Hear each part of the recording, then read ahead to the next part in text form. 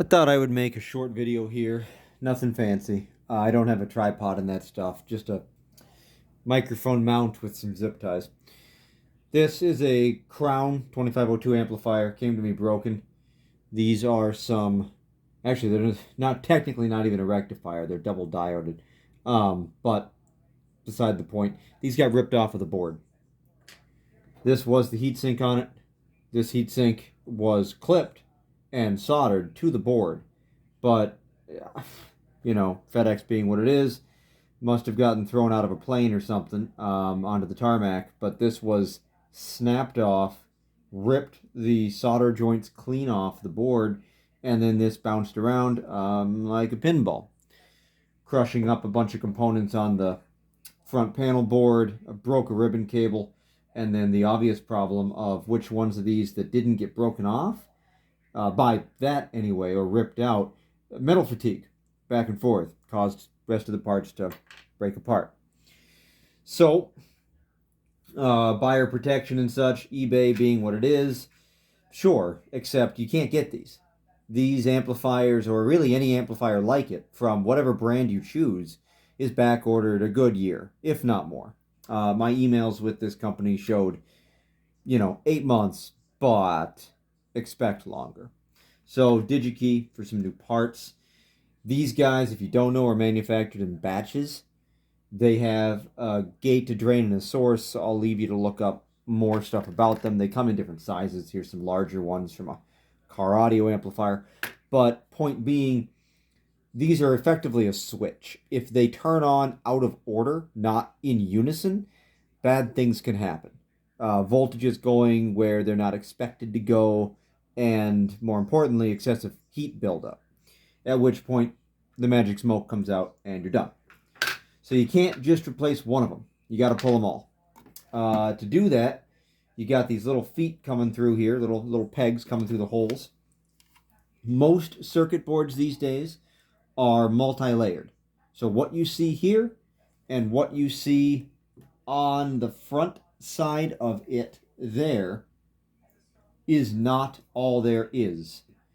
Inside of here is a solid grounding plane, which when you get down to it can actually be a bad thing with inductance, capacitance in such a large board. But what it means is you need to be careful of what else is in there when you're pulling a component out. If you rip these guys out when they're not fully hot and the solder is all liquid, you can damage internal traces in the board, and then it's just not going to work again.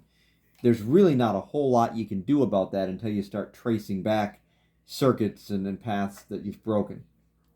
So, using a pair of pliers, in my case, ESD safe, but in this instance, probably doesn't matter too much. I'm going to grab the little hook on the top. Having a larger soldering gun for this does help because your goal is to heat all three of these poles evenly so that all three of them liquefy at the same time. This tip is large enough to do that, which makes it nice. So once they get warm, wait a second before pulling, just wiggle, and then it'll pop out.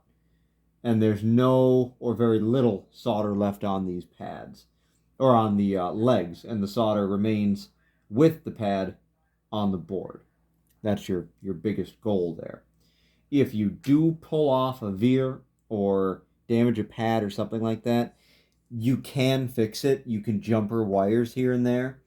For something like this, probably not a big deal. There's really nothing on here that's going to freak out over excessive inductance over a wire run.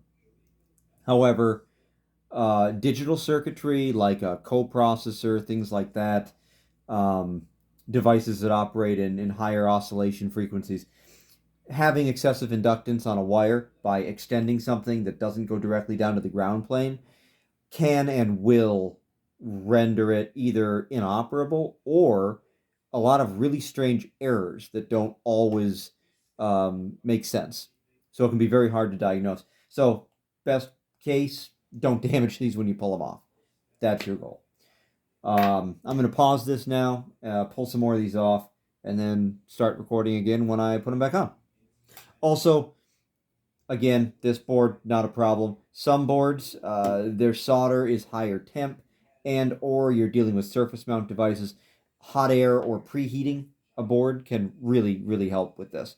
If I was using a smaller soldering iron, something like this guy here, I would absolutely need to preheat this board to get these to come off, because that's not enough heat. The board would effectively act as a heat sink and suck that heat out before it could melt all the way through with the solder.